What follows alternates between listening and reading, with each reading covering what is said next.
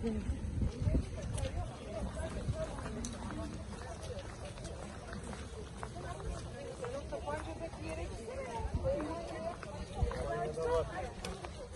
ver Alan Bey. Ben selam falan veremem. Ben gelmedim ya.